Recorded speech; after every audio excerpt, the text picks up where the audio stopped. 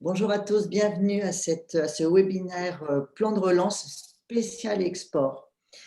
Nous avions fait un focus, un webinaire avec Pierre-Yves Burlot, responsable de programme plan de relance à l'ADEME, pour qu'il nous présente de quelle façon l'ADEME aidait les entreprises et pouvait apporter des subsides pour la période un peu particulière que nous vivons.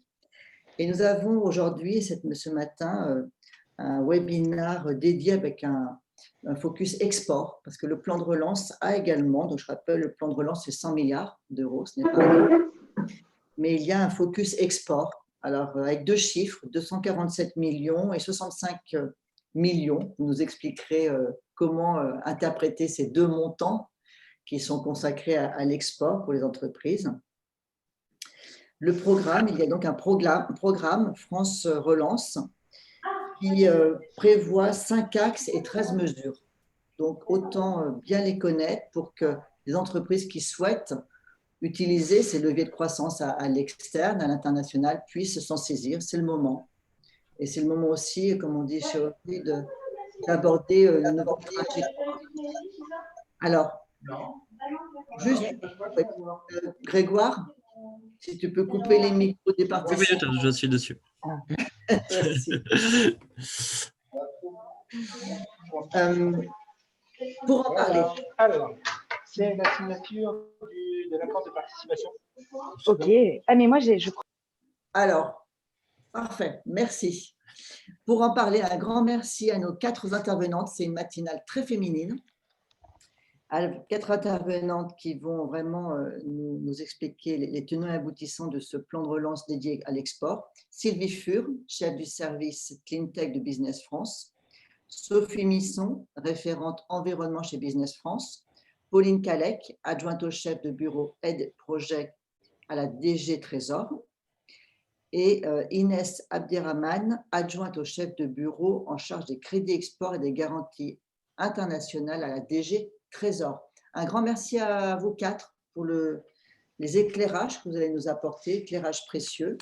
Et je laisse notre déléguée générale, Nathalie Boyer, piloter cette matinale. Nathalie, à toi. Merci beaucoup, Patricia. Donc, on va commencer par un petit duo donc, sur le plan de relance export et sur un focus sur les actions prévues en 2021 dédiées aux entreprises du secteur de l'environnement. Donc, ce sont Sylvie Fur, chef du service Clean Tech de Business France, et Sophie Misson, qui est référente environnement chez Business France, qui vont démarrer. Il y aura un temps pour les questions dans le chat. Vous les poserez, et puis si on a le temps, on vous laissera la parole, évidemment, avant de rebondir sur les aides plutôt FASEP et les présentations de la DG Trésor. Donc, Madame Fur, si vous voulez commencer votre présentation, c'est maintenant. Merci beaucoup. Oui, bonjour à tous. Merci de m'accueillir aujourd'hui pour présenter ce plan de relance export. Je vais partager mon écran. Vous allez me dire si vous voyez bien mon écran. Pour l'instant, on vous voit. Alors, je précise que c'est Sylvie Furet, pas Sylvie Fur, excusez-moi. Oui, ce n'est pas grave. Je le reprécise. Bon, alors… Pour l'instant, on vous voit toujours, Sylvie, mais pas le, Bon, pas alors, le slide. comme ça ne fonctionne pas, je sais que vous avez les slides. Je vous propose que vous passiez les slides et puis je vous dirai si ça ne vous dérange pas. Parce que j'ai fait partager l'écran, ça ne fonctionne pas. Désolée. Ça y est, c'est bon, on voit les slides. Voilà. Donc, le plan de relance export, c'est un plan de relance, comme l'a précisé précédemment Patricia, qui est intégré dans le plan de relance du gouvernement. Slide suivante. Ce plan de relance, donc, c'est 5 grands axes qui sont consacrés. Slide suivante. Le premier axe, que je développerai ensuite, c'est l'intelligence. Le deuxième axe, c'est la projection, c'est accompagner les entreprises, les projeter à l'international. Le troisième axe, c'est soutenir la jeunesse avec le dispositif volontariat en entreprise. Le quatrième axe, c'est renforcer les outils de financement, où je passerai très vite, puisque On a des personnes qui pourront le présenter plus en avant. Et le 5e axe, c'est promouvoir la marque France à l'international. Donc, le premier, sur l'intelligence, l'objectif, c'est de mieux informer les entreprises sur les marchés étrangers. Pour cela, a été mis en place sur le site teamfrance-export.fr des webinaires sectoriels, des opportunités de marché, une carte interactive de l'info live secteur qui va être lancée dès la mi-janvier, où les entreprises pourront retrouver des informations chaudes sur les marchés étrangers, des projets, de la veille, de l'information sur leurs concurrents, sur l'accès au marché, et tout ça en live pour avoir une meilleure communication sur les entreprises étrangères, sur les entreprises et sur les marchés étrangers. Voilà, suivant. Encore le suivant. Concernant la projection, donc l'objectif, c'est de faciliter les activités export des entreprises et d'ouvrir à la prospection, qui est difficilement réalisable puisqu'on malheureusement, on ne peut pas sortir de France actuellement. Et donc, ces mesures, le premier, c'est les chèques relance export qui ont démarré depuis le 1er octobre. Et l'objectif, c'est la prise en charge dans la limite d'un plafond de 50% des dépenses éligibles liées à une prestation d'accompagnement à l'international. J'y reviendrai plus dans le détail tout à l'heure. La deuxième mesure, c'est se faire accompagner avec des moyens renforcés sur l'assurance prospection, qui est gérée par BPI, et également une assurance prospection, alors je n'ai pas encore tous les détails, mais qui a été adaptée et rénovée à la situation actuelle. Il pourrait être intéressant peut-être un jour de solliciter BPI pour qu'il présente effectivement tous les aspects de l'accompagnement et du financement des entreprises à l'international. Le slide suivant.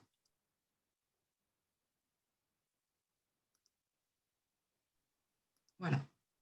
Également, dans les autres mesures, c'est d'être accompagné de façon financière sur les grands salons à l'international. Et pour certains secteurs, c'est la mise en place de vitrines digitales. Alors là, on pense par exemple aux vins spiritueux ou aux cosmétiques, où l'on peut créer des plateformes digitales pour mettre en avant l'offre française. Sur les secteurs industriels de l'environnement, on n'est pas sur des biens de conso. Pour l'instant, on ne travaille pas sur cet axe-là, mais en tout cas, sur certains secteurs, la mise en place de vitrines mettant en avant l'offre française est en cours de réalisation. Concernant, slide suivant, le VIE, Volontariat international en entreprise, là, à partir du 1er janvier, va être mis en place un chèque relance VIE, qui sera d'un montant de 5 000 € destiné aux PME et ETI de droit français, et les entreprises pourront bénéficier de 2 chèques relance sur la période, sur toute l'année 2021. Alors, cette mesure s'ajoute aux actions régionales de soutien au VIE. Certaines régions peuvent financer 100% la première année, d'autres 50% du VIE. Voilà, chaque région, on vous invite à consulter sur le site teamfrance-export.fr en vous connectant via votre région, toutes les aides régionales à votre disposition. Et puis, une autre mesure qui voit le jour, c'est de soutenir et bénéficier de la diversification des profils des VIE, où on va aller chercher encore plus de nouveaux profils de jeunes issus, par exemple, de quartiers prioritaires. Voilà. Et donc, notre objectif toujours est de poursuivre, d'avoir 10 000 VIE en poste à l'international. Et c'est une formule qui vous permet une présence en local sans avoir à vous déplacer. Donc, les affectations pendant la crise là, continuent dans les pays et vous avez quelqu'un en place pour mener à bien votre plan d'action sur ce pays. Alors, les outils de financement, si on veut passer sur le slide suivant. Je ne vais pas m'étendre, hein, puisqu'on parle du FASEP, des prêts du Trésor, qui seront largement évoqués ensuite, au-delà, bien sûr, de ce que fait BPI. Enfin, je terminerai sur le 5e axe, sur la marque France, qui a pour objectif de déployer une communication au niveau mondial autour des marques, de la marque France, c'est la marque Choose France, et des marques sectorielles, qui sont les marques filles, qui sont la marque French Fab ou French Tech, qui sont très connues. Et l'objectif, c'est de porter l'offre française, l'excellence française, le savoir-faire français à l'international au travers de ces marques. Voilà, j'en ai terminé pour les 5 axes du plan de relance et je vous propose maintenant de passer au chèque relance. Voilà, on va le slide suivant. Voilà, donc le chèque relance, c'est 15 000 chèques qui vont être attribués depuis le 1er octobre 2020 jusqu'au 31 décembre 2021. D'une part aux PME et TPE et ETI françaises de tous les secteurs d'activité. Ce qui a été retenu, c'est le sens européen de la PME ou de l'ETI. Et donc, pour montrer que vous êtes une ETI, une TPE, une PME, vous devez être en mesure de présenter un extrait CABIS de moins de 3 mois. Voilà le premier critère, le critère d'éligibilité. Quel type de prestations sont éligibles? Alors, il y a 2 types de prestations. Le chèque relance à l'export sur les prestations individuelles. Vous souhaitez vous préparer à l'export, c'est-à-dire faire de l'audit, des diagnostics à l'export, une structuration de votre stratégie export, ou bien réaliser des études de la veille sur des marchés étrangers. Eh bien, ce type de prestation est éligible au chèque relance prestations individuelles. Si vous souhaitez aller prospecter de façon individuelle sur un marché cible, eh bien, que ce soit pour des missions, de la prospection, ou des prestations de communication dans ces pays, elles sont éligibles à la prestation individuelle. Concernant les chèques relance sur les prestations collectives, peut-être revenir sur le slide précédent. Voilà. Sur le chèque relance export des prestations collectives, eh bien, là, vous participez à un événement collectif qui est intégré dans le programme France Export. Donc, ce sont des actions Business France, de partenaires, de chambres de commerce ou d'autres partenaires qui vont réaliser des actions collectives à l'international. Alors, ça peut se traduire de 2 manières. Soit c'est une prestation sur un salon, un pavillon France, sur un grand salon international. Là, vous pouvez bénéficier d'un chèque relance export. Soit dans le cadre de prestations collectives dédiées uniquement à de la prospection, du B2B avec des professionnels. Et là encore, vous pouvez bénéficier d'un chèque export de prestations collectives. Alors, qu'est-ce qui n'est pas éligible? Eh bien, c'est le sourcing. Rechercher des fournisseurs à l'étranger, ou bien des dossiers liés à votre implantation à l'étranger. Tous les pays sont concernés, hormis ceux sur lesquels il y a un embargo. Slide suivant. Donc, quel est le montant du chèque relance export? Il y en a plusieurs, comme vous le voyez sur ce slide. Donc,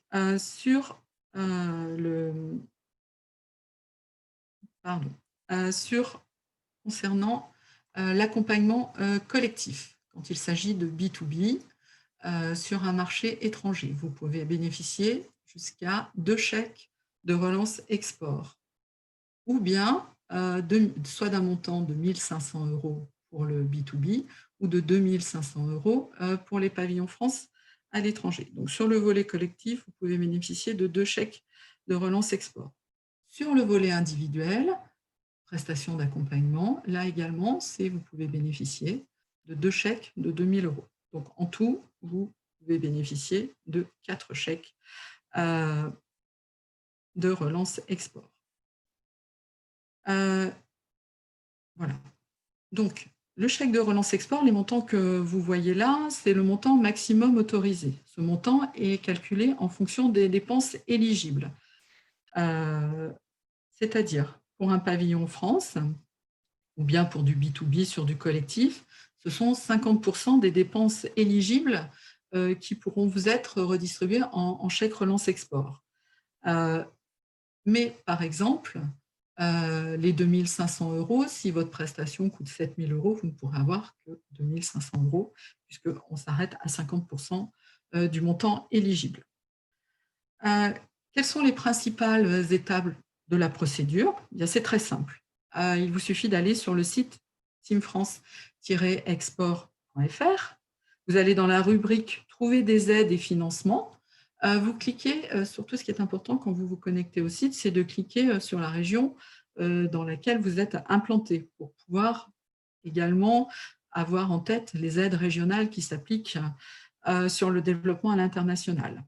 Vous devez remplir donc un formulaire d'éligibilité avec des pièces justificatives qui sont demandées. Je l'ai cité tout à l'heure, c'est le CABIS, ou bien le devis de votre prestation ou votre bon d'engagement si vous participez à un événement collectif, et cela avant la date de réalisation de votre mission.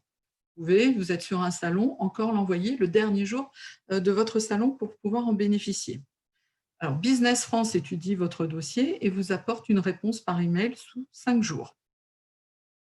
À votre charge à la fin de l'événement ou de votre mission, dans un délai de 45 jours, et ceci avant le 31 décembre 2021, vous devez nous retransmettre le dossier complet avec la facture pour pouvoir bénéficier ensuite du chèque relance qui vous est dédié. Et cette subvention vous sera versée directement par un virement bancaire.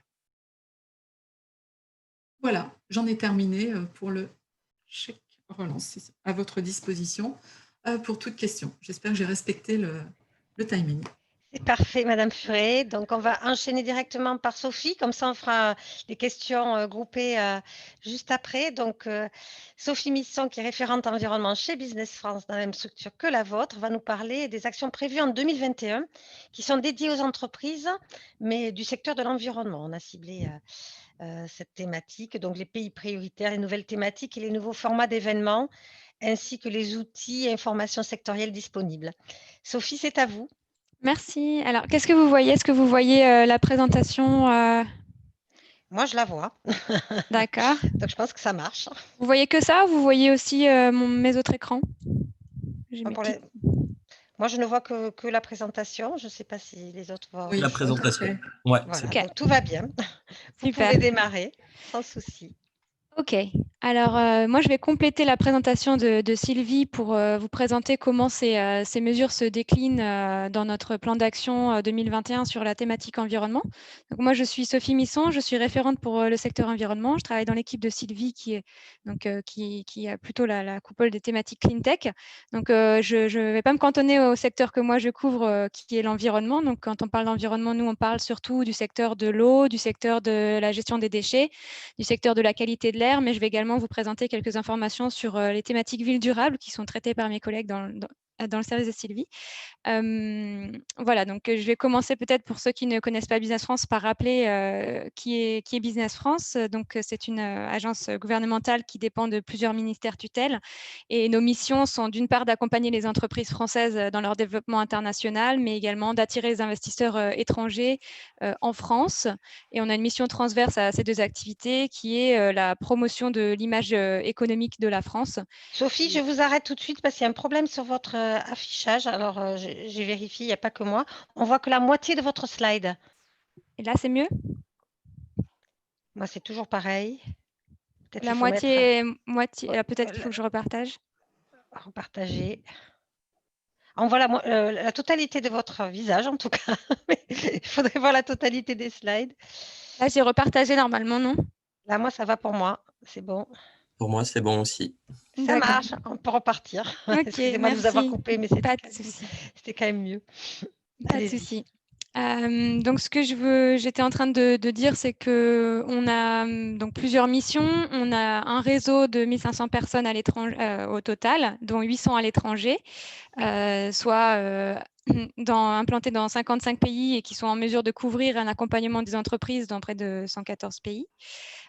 Et donc, on a un maillage mondial, mais aussi national en France, avec 600 collaborateurs qui sont répartis à la fois au siège de Business France ou dans les régions, au sein de nos établissements de nos partenaires comme les CCI ou BPI France.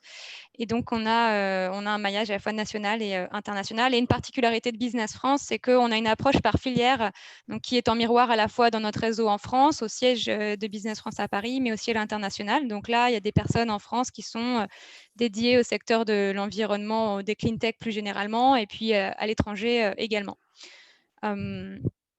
Donc là, je vais vous présenter nos actions dans le domaine de l'environnement. Donc, ce qu'il faut savoir, c'est que Business France réalise un exercice chaque année de priorisation des pays prioritaires pour chacun des secteurs qui sont couverts par Business France. Donc, on compte à peu près 45 secteurs couverts par Business France. L'environnement en est un des 45.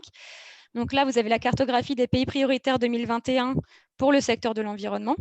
Donc, ce n'est pas évident d'émettre des pays prioritaires pour l'environnement parce que, comme je vous disais, il y a plusieurs sous-secteurs dans le domaine de l'environnement. Donc là, vous voyez qu'en vert sont les pays qu'on a identifiés comme étant des pays prioritaires pour le secteur. Donc, il y a notamment la Tunisie, le Sénégal, les États-Unis, la Chine, l'Inde, le Vietnam, les Émirats arabes unis, la Suisse. Je vais décliner ensuite peut-être par sous-secteur pour que vous puissiez avoir plus d'éléments sur les pays prioritaires. On a ensuite en pays challenger, donc qui sont aussi des pays très intéressants pour les entreprises françaises. Donc, on a noté la Côte d'Ivoire, le Canada, le Chili ou encore la Pologne. Et puis ensuite, vous voyez en gris, ce sont tous les pays d'intérêt, donc des pays qui sont quand même intéressants pour les entreprises françaises qui visent le secteur de l'environnement. Pour monter ces cartographies, en fait, on s'appuie sur notre réseau international, nos collègues qui sont basés dans les bureaux Business France, qui nous remontent des informations sur les opportunités. Et puis, on croise cela aussi avec les informations qu'on récolte des entreprises françaises via notre réseau Team France Export en France. Et on s'appuie aussi sur les informations qu'on collecte sur les financements des bailleurs de fonds, puisque dans le domaine de l'environnement, c'est un driver quand même pour l'intérêt des marchés de l'environnement à l'étranger. Donc, on a quand même ce que je peux vous dire, c'est que la zone Afrique et la zone Asie du Sud-Est sont des zones quand même intéressantes de ce point de vue-là, au niveau des financements des bailleurs de fonds, et qui nous incitent à indiquer des pays prioritaires dans ces zones, même si c'est au grand export et qu'on a beaucoup d'entreprises françaises qui vont peut-être commencer par cibler des pays limitrophes en Europe. Donc l'Europe reste un marché prioritaire, bien sûr, mais au-delà de l'Europe, on voit quand même beaucoup d'intérêt pour l'Afrique et pour l'Asie du Sud-Est. Bien sûr, il y a aussi l'Amérique du Nord qui est une cible intéressante pour les entreprises qui sont plutôt innovantes.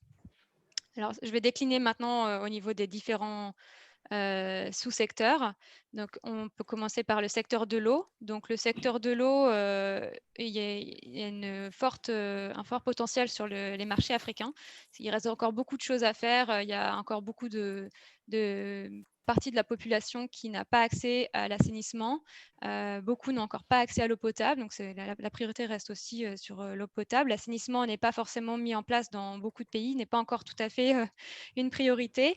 Mais les pays qui commencent à s'y intéresser, en fait, on se rend compte qu'ils sautent des étapes et ils prennent des chemins plus courts pour arriver à mettre en place des solutions d'assainissement. Par exemple, on voit au Sénégal que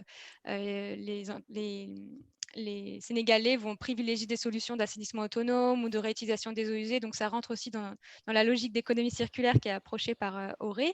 L'économie circulaire, finalement, c'est un sujet qui va être indirectement approché par les acteurs en Afrique pour trouver des solutions sur la gestion de l'environnement, donc la gestion de l'eau, la gestion des déchets également.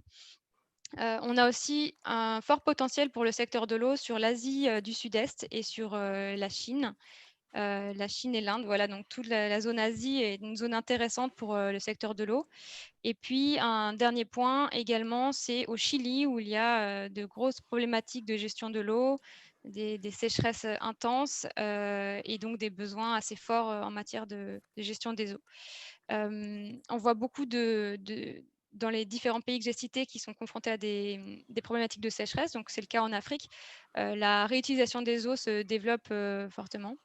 Donc, je ne sais pas si vous, au niveau de Auré, vous traitez la thématique économie circulaire du point de vue de l'eau, mais en tout cas, la réutilisation des eaux usées, si on considère que c'est de l'économie circulaire de l'eau, c'est un sujet fort important en Afrique. Voilà. On traite tous les flux.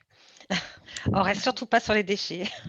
Donc, dans des pays où il y a une tension, il y a une sécheresse intense et ces problématiques-là sont importantes. Il y a beaucoup de projets autour de la réutilisation des eaux usées au Maghreb, au Sénégal, en Égypte, beaucoup. Donc, c'est une thématique à observer. Sur la partie déchets, donc, on va viser plutôt donc, il y a des pays d'Europe centrale. La Chine également a mis en place une loi sur la gestion des déchets et est en train de développer de manière très active le tri des déchets. Et puis, il y a des grosses problématiques de gestion des déchets en Asie du Sud-Est également. Voilà. Pour information, la Chine, il y a quelques années, a fermé ses frontières aux matières premières, aux matières recyclées issues des pays développés qui exportaient leurs matières plastiques recyclées, notamment en Chine, qui a fermé ses frontières et qui a refusé les matières de pauvre qualité. Et donc, ça a forcé beaucoup de pays occidentaux à se reconcentrer sur leur propre gestion des déchets.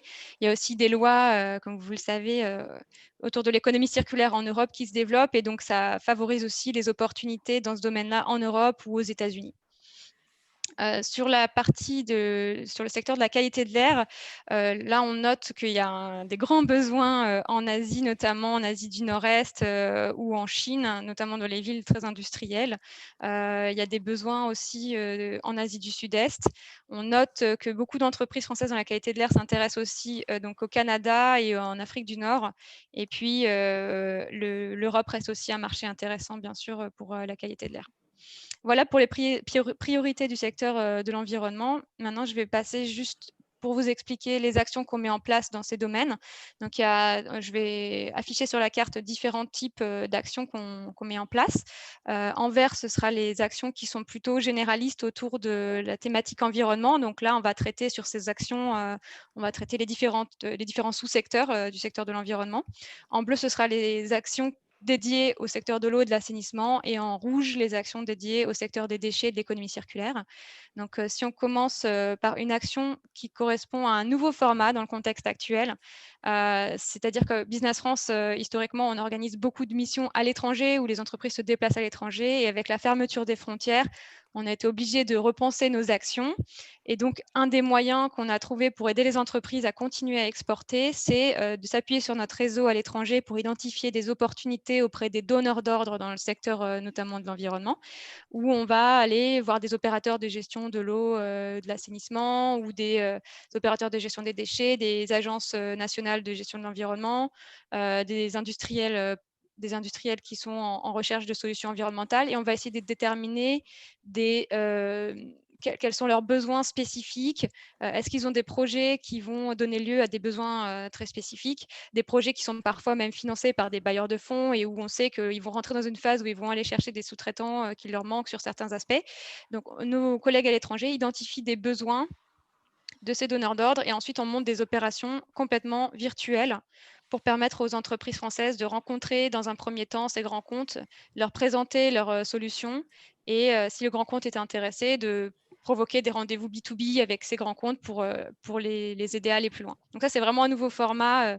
On avait déjà ce type de format, mais qu'on a organisé en présentiel. Et là, c'est un format qu'on a complètement virtualisé pour aider les entreprises à continuer à travailler à l'international et à trouver des opportunités business très concrètes.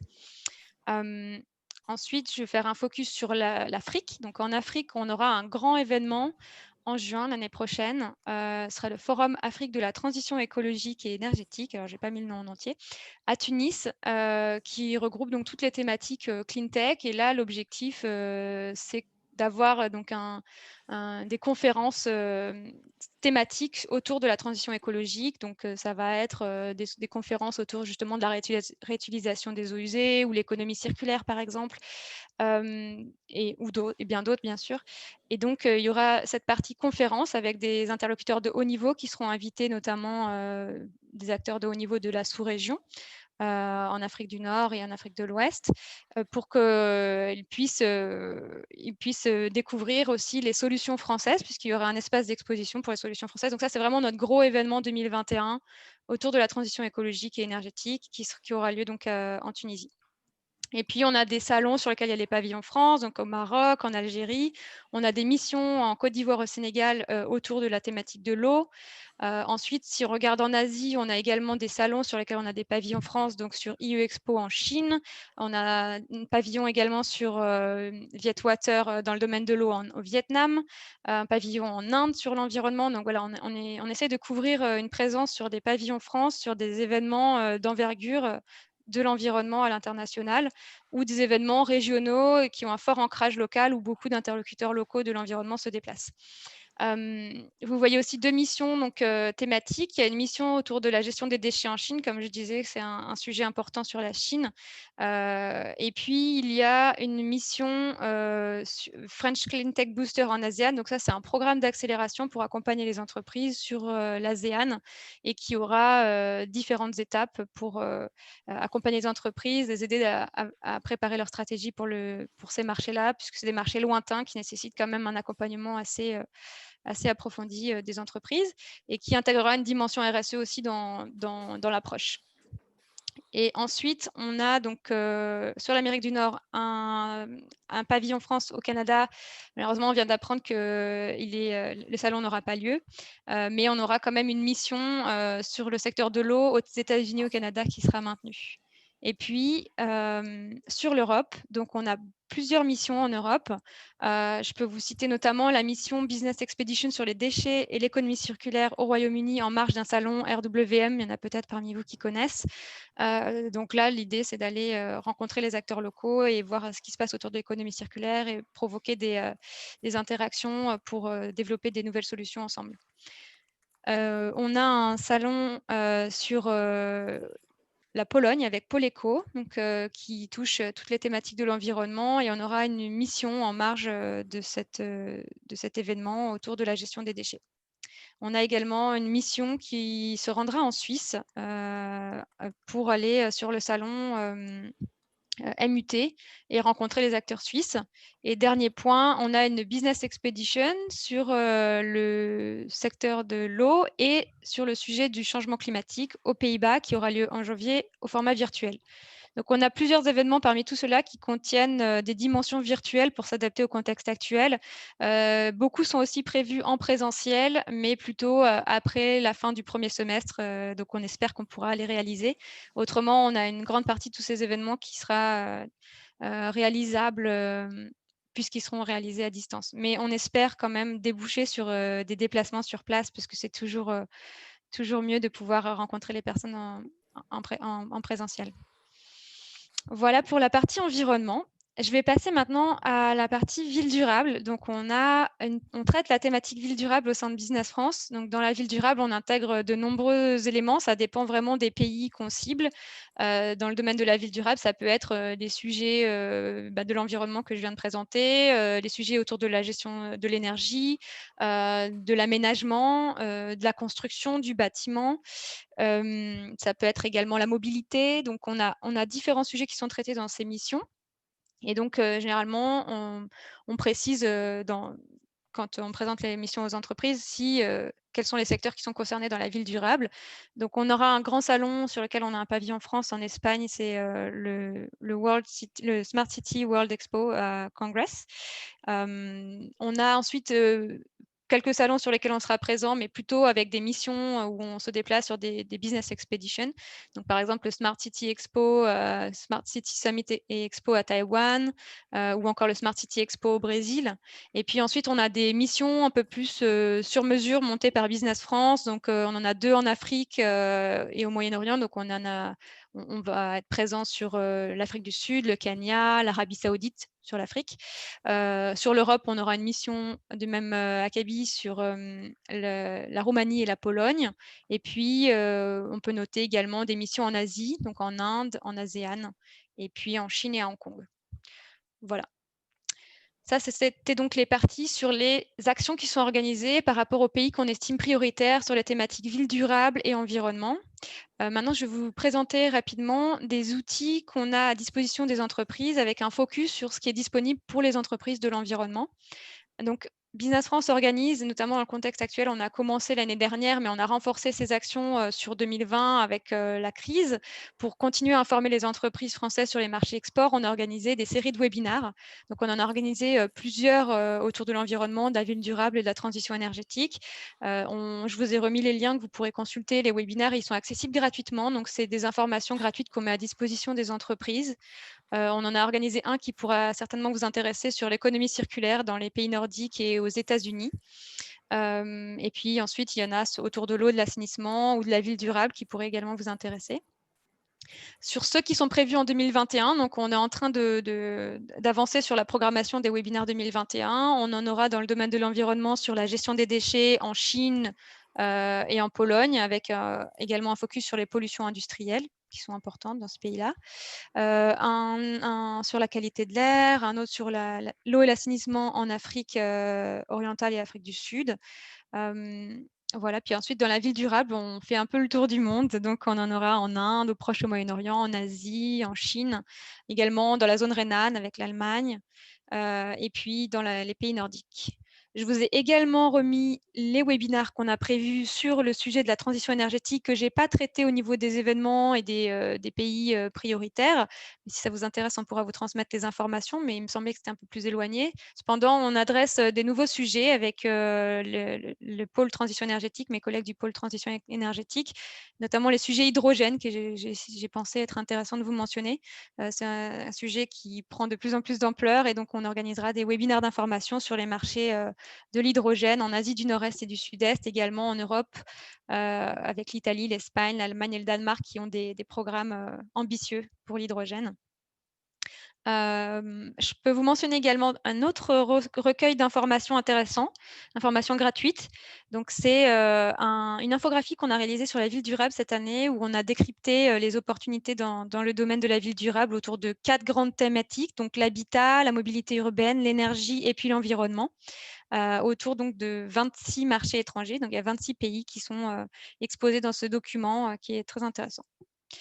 Je voulais aussi vous présenter donc la plateforme Sylvie, on a parlé tout à l'heure rapidement. C'est sur cette plateforme que vous allez trouver tous les détails du plan de relance export et notamment le chèque relance export.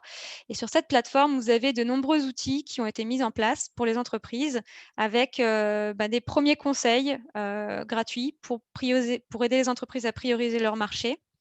Il y a également l'agenda de toutes les actions que j'ai mentionnées précédemment et qui concernent également les autres secteurs. Donc, parfois, il y a des entreprises dans le domaine de l'environnement qui vont s'adresser à d'autres thématiques comme les mines ou l'oil and gas.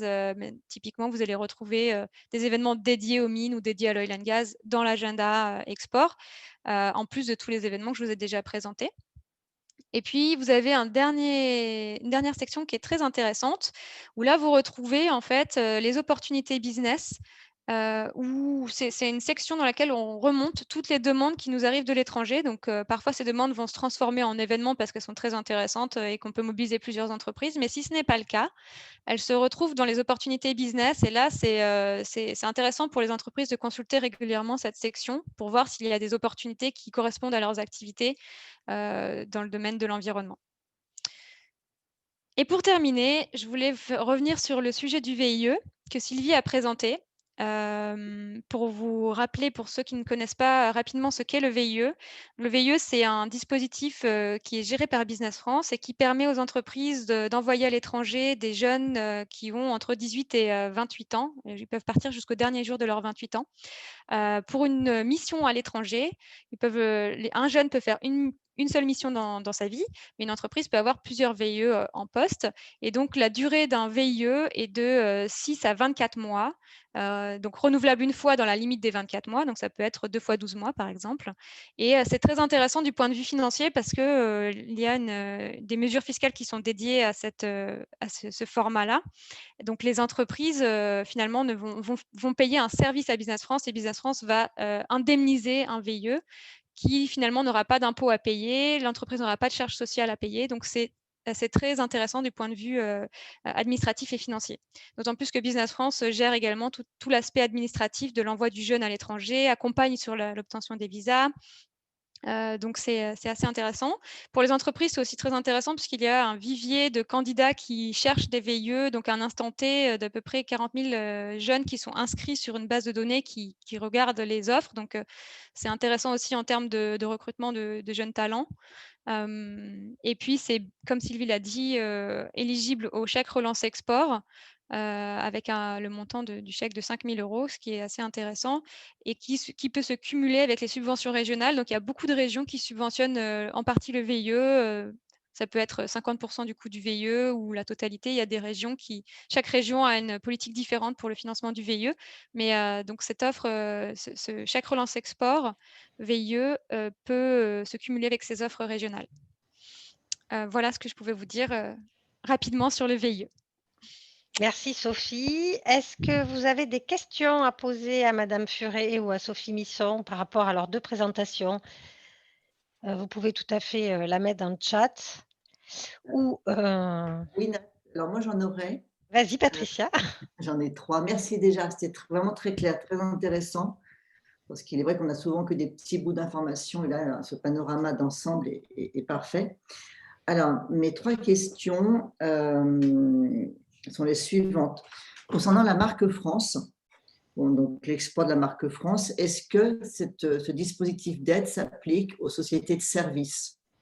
J'entends par là, par exemple, des cabinets d'avocats, des cabinets d'audit, des bureaux d'études, ou est-ce que ce n'est que pour des entreprises de production?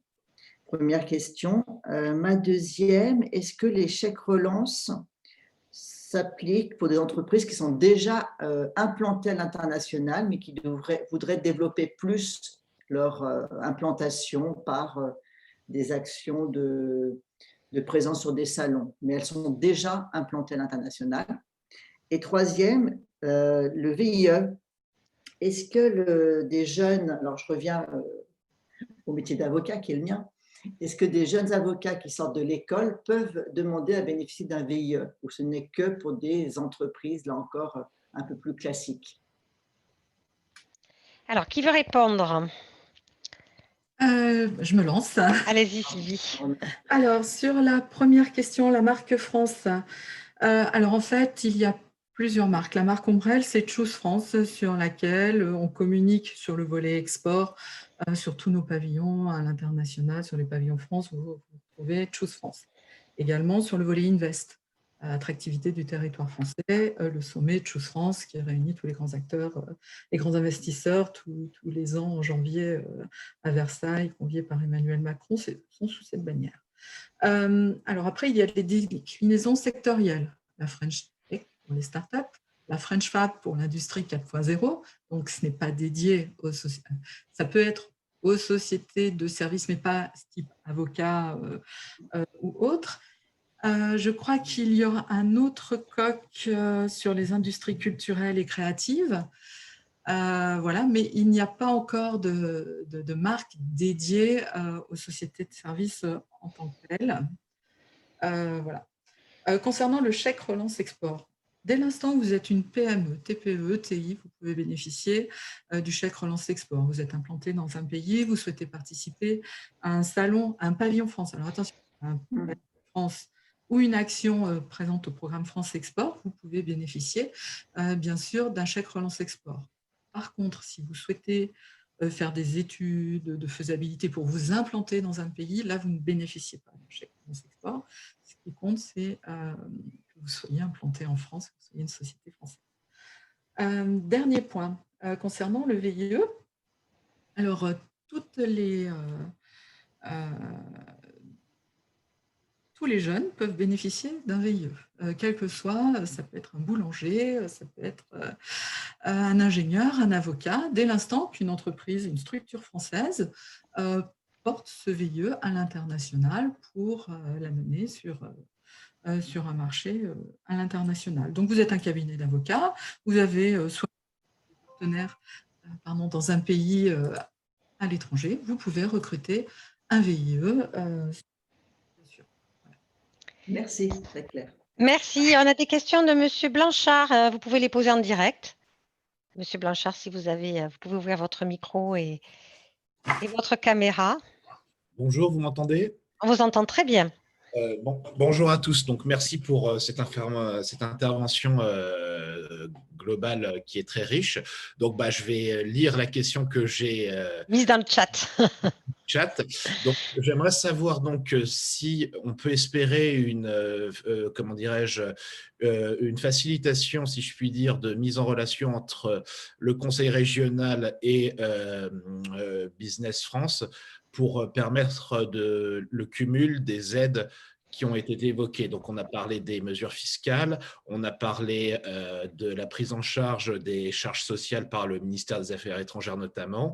Et donc, en gros, ça veut dire que ce qui reste à charge pour l'entreprise, c'est le salaire net, si je puis dire, et les autres aspects du VIE, les locaux, etc. Cette partie-là pouvant être en partie ou même dans certains cas de figure, pourquoi pas, totalement prise en charge par les conseils régionaux. Quand on est notamment, par exemple, basé en Île-de-France, où le conseil régional est obèse par sa taille et où il est difficile de s'y retrouver pour procéder à ce type de demande, notamment pour les petites structures telles que celles que je représente, c'est un peu compliqué de s'y retrouver et donc de mettre en place tout ça et de proposer un plan de financement qui tient la route. Donc, ma question est de savoir si il y a eu un accompagnement proposé sous cet angle-là. Et la deuxième question que je pose, ça concerne les chèques relance. On m'a fait savoir chez Team Export, via la référente que l'on a, qu'il fallait également que les actionnaires de la société soient majoritairement de nationalité française pour pouvoir être éligibles. Est-ce que vous confirmez cette information? Merci à vous tous. À vous toutes, excusez-moi. Oui. Je peux peut-être compléter parce que c'est quelque chose sur lequel je ne me suis pas étendue dans ma présentation, mais effectivement, pour la première question, Business France est passé à travers une réforme il y a un peu plus d'1 an et demi. On s'est rapproché des chambres de commerce en France et donc on a des collaborateurs Business France qui sont basés dans les chambres de commerce et chez BPI France et on forme tous ensemble la Team France Export. Et donc la Team France Export, en fait, a vocation à mettre à disposition des entreprises françaises. Chaque entreprise française a un interlocuteur de proximité qui lui est dédié et qui est là pour l'accompagner dans son développement export et qui est là pour répondre à ces questions autour des sujets de l'export et notamment pour l'orienter vers les solutions de subvention des régions, les solutions de subvention ou de financement proposées par BPI France. Et donc, il maîtrise tous les sujets autour de l'accompagnement de l'entreprise sur cette thématique-là. Donc là, ce qu'on peut faire, c'est vous mettre en relation avec un conseiller international qui est basé en Île-de-France, qui va pouvoir vous expliquer les différents dispositifs et qui vous devez contacter pour pouvoir en bénéficier et vous orienter vers les bonnes personnes. Sophie, si vous pouvez mettre dans le chat, si vous avez un nom dès à présent, ça sera très pratique. Qui peut répondre sur les actionnaires majoritairement français pour les chèques relance export? On ne pourra malheureusement pas mettre de nom sur un conseil international parce que c'est en fonction du département, de la géographie, du portefeuille des entreprises, de l'activité de l'entreprise, puisque chaque conseil international a une spécificité sectorielle. Donc, mais on pourra répondre à M. Blanchard en direct, il suffira de nous donner ses coordonnées et on pourra le mettre en lien. Alors, je n'ai malheureusement pas l'information sur le détail de… Mais M. Blanchard, mettez-vous dans le chat. Comment? Je sais simplement que quand oui. on est filiale d'un grand groupe, je pense qu'on ne peut pas bénéficier de cela. Mais là, il faut que je vérifie auprès des personnes qui gèrent la procédure parce qu'elle est nouvelle et effectivement, elle a un peu plus d'1 mois et je n'ai pas encore vu passer cette question. Mais je vous propose que l'on fasse une réponse, que l'on vous fasse une réponse globale que vous pourrez dispatcher à tout le monde. Très bien, merci. D'accord. Monsieur Blanchard, vous mettez vos coordonnées dans le chat? Votre mail, Oui, comme ça. avec plaisir.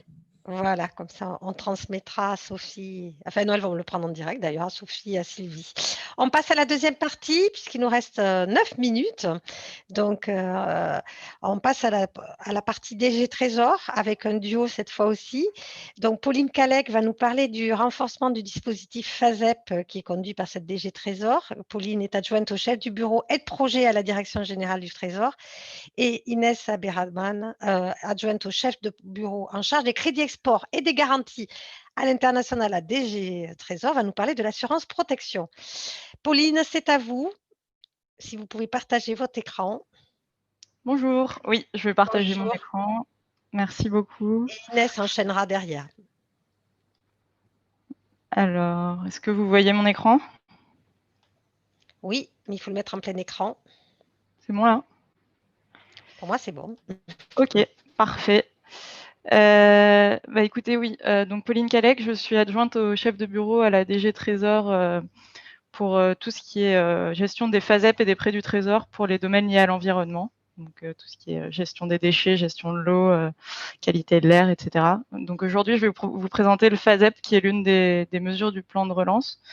Donc dans le cadre du plan de relance, il a été décidé de doubler l'enveloppe accordée au FASEP. Donc cette année, en 2020, on avait 25 millions d'euros annuels pour le FASEP et en 2021, ça passe à 50 millions d'euros.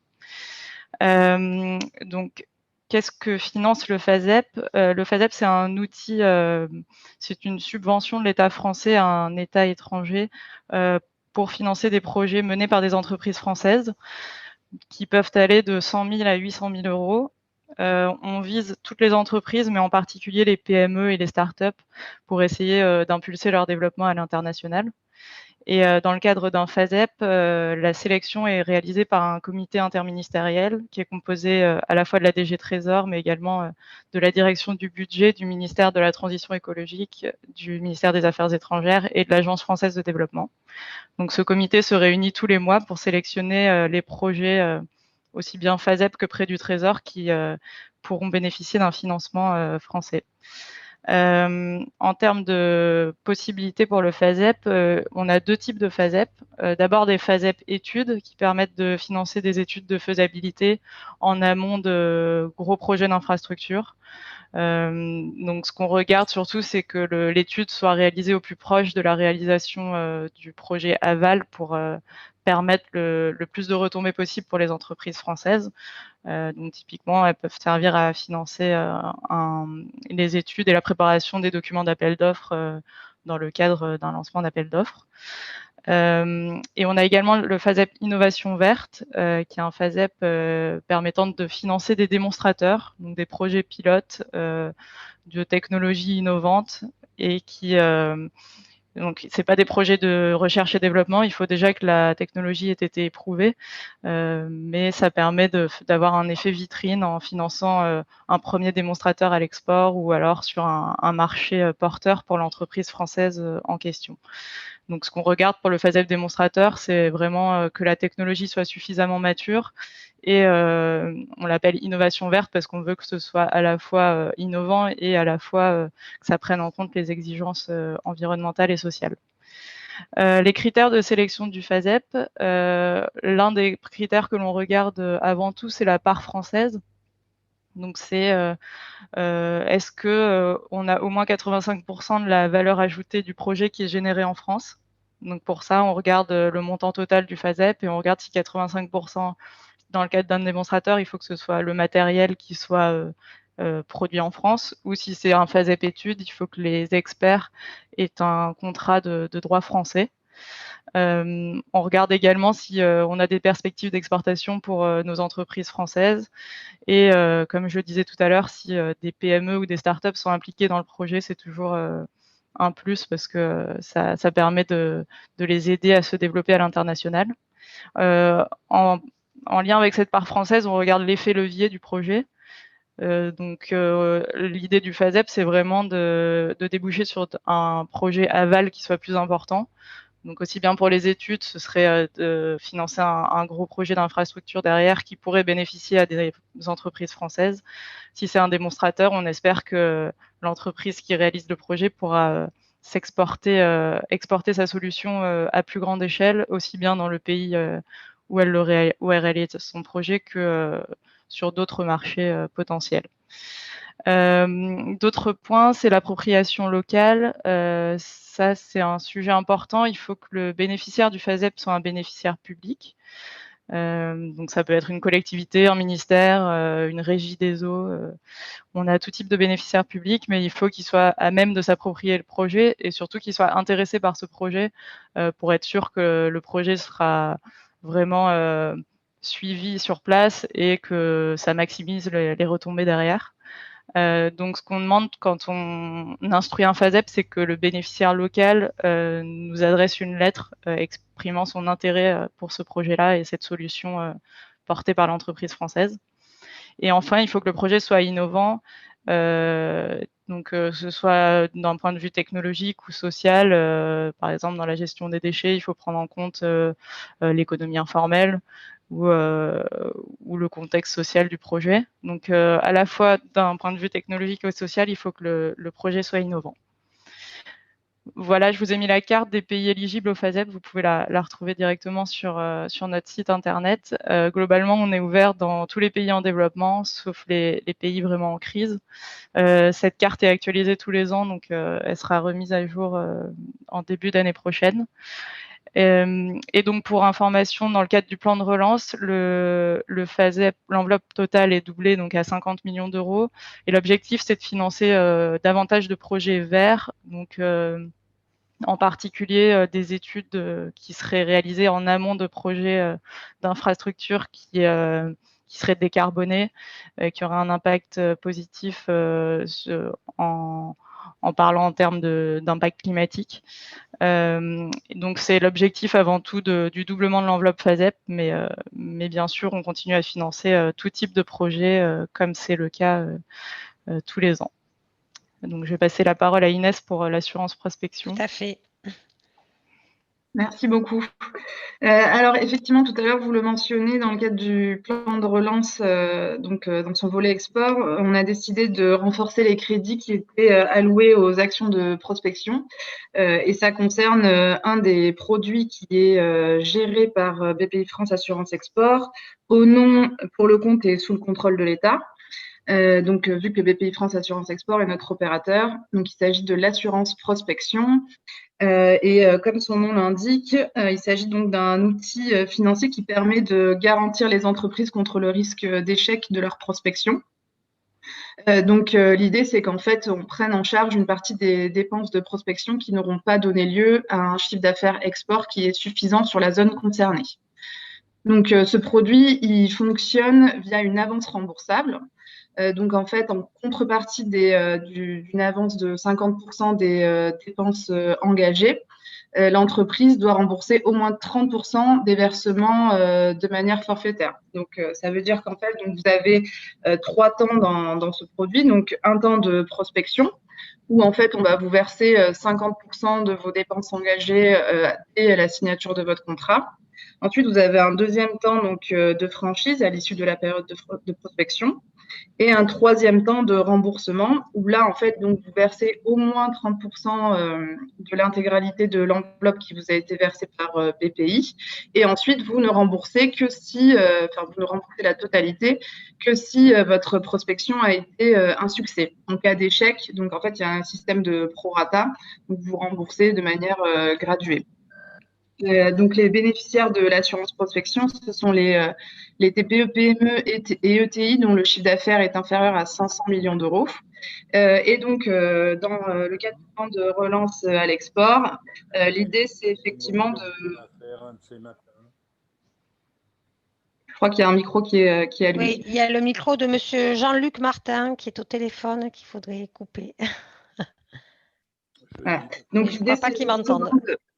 D'octroyer des crédits supplémentaires pour des entreprises qui sont dans des secteurs d'activité justement liés à la transition écologique et qui souhaiteraient bénéficier de cette assurance prospection.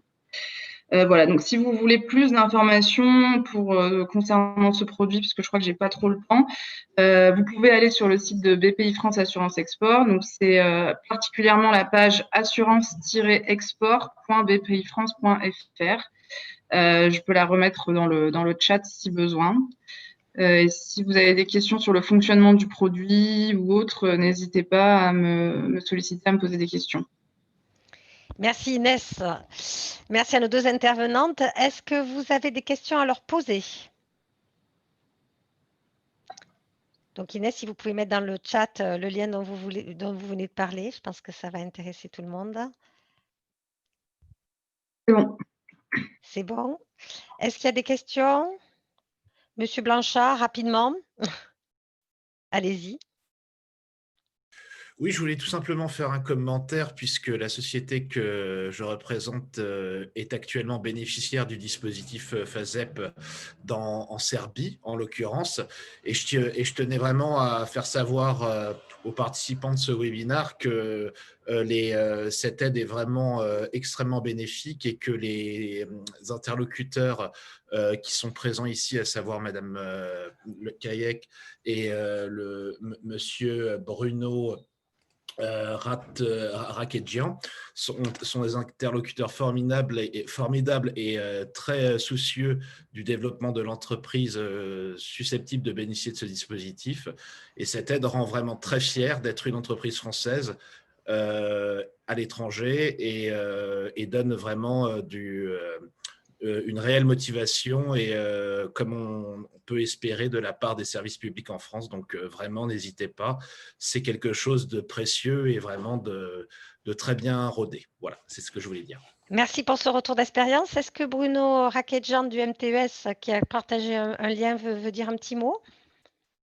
Parce qu'il vient d'être cité. S'il est encore avec nous. Oui, je suis toujours là. Bonjour Bruno. Bonjour. Je voulais remercier Paul pour ces quelques mots. C'est vrai que c'est un outil quand même qui est assez facile de mise en œuvre et sur lequel on peut vraiment avoir des projets qui touchent vraiment une grande palette d'activités, beaucoup de thématiques.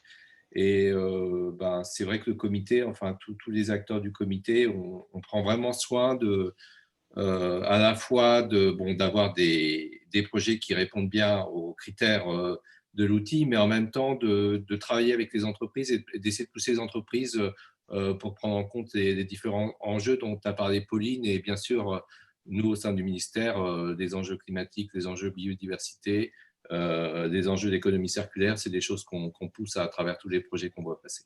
Voilà. Merci beaucoup. Patricia, est-ce que tu veux donner un petit mot de la fin avant que je cite les deux prochains événements Auré? Oui, merci infiniment à nos 4 intervenants. Merci Monsieur Rakedjian. Merci Paul Blanchard pour ce témoignage. J'apporte le mien, puisque DS est un cabinet d'avocats français qui est installé à l'international. Et c'est vrai que nous avons souvent recours à l'ensemble des dispositifs de Business France ou la DG Trésor. Et c'est très, très utile. C'est vraiment important parce que des petites structures françaises qui sont face à des monstres anglo-saxons, on a vraiment besoin de vos aides. Donc, merci. Je témoigne également que vous êtes tous très efficaces. Nathalie, je te laisse pour la suite. Juste quelques mots, parce qu'on a dépassé de 4 minutes. Encore merci à tous nos intervenants d'avoir joué le jeu. 2 prochains événements Auré qui peuvent vous intéresser. Un qui va être ouvert à toute la communauté hors les membres.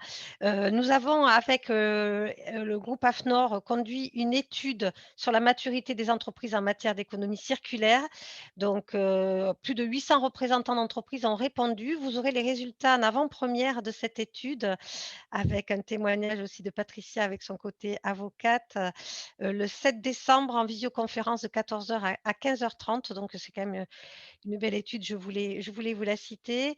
Et nous avons aussi des travaux pour les membres autour de l'économie circulaire et de l'outillage de nos membres sur un modèle qui s'appelle le Circular Canva. Donc, ça sera une formation action de 3 heures où vous pourrez concevoir un modèle économique en intégrant les différents flux, vos choix stratégiques et sur vraiment autour de l'économie circulaire. Donc, c'est vraiment de l'outillage pratico-pratique et très intéressant que nous vous proposons. Là, c'est exactement le 15 décembre de 14 h à 17 h.